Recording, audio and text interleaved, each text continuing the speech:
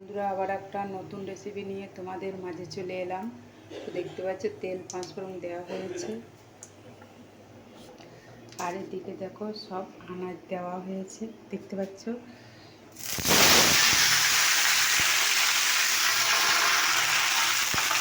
এখানে আমরা রয়েছে ফুলকপি, বেগুন, আলু, শিম,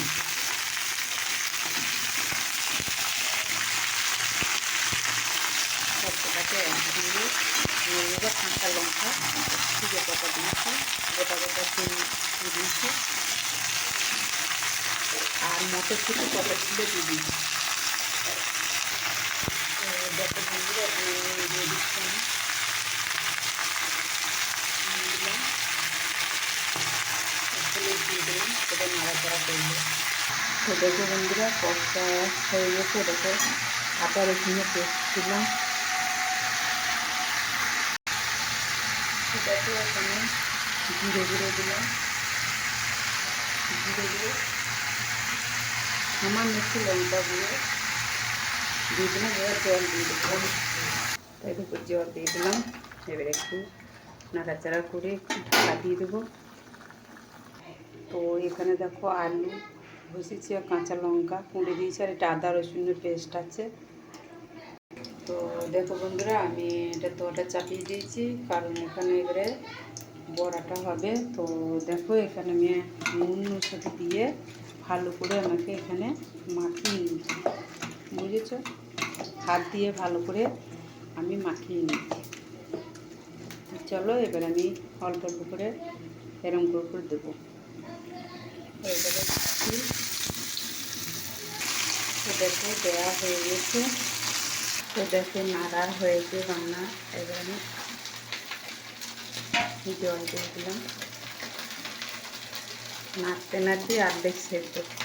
দেখো জল দিয়ে দিলাম, এবার আমি ঢাকা দিয়ে দেবো। তো এটা কমে উল্টোবো এবারে। তো দেখো বন্ধুরা উল্টিয়ে দিয়েছি। দেখো বন্ধুরা আমার বড়া রেডি হয়ে গেল। ওটাকে আমি অফ করে দিলাম উনুন। এবারে তরকারিটা দেখি রেসিপিটা দেখতে পাচ্ছ, তরকারিও হয়ে এসছে।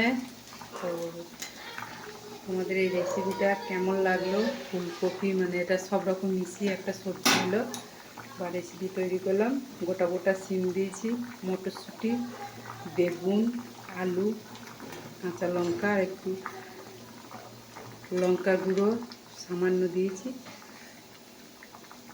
তো তোমাদের এই রেসিপিটা কেমন লাগলো অবশ্যই কমেন্ট করে জানিও। আর এই বড়াটা কেমন লাগলো, আলু ভেজে বড়া আদা রসুন করে পেস্ট করে দিয়েছি, এটা কেমন লাগলো অবশ্যই কমেন্ট করে জানিও। তো দেখো আমার তরকারি তো হয়েই গেছে দেখতে পাচ্ছ। আলু তো অলরেডি সেদ্ধ হয়ে গেছে নাড়তে নাড়তে। দেখো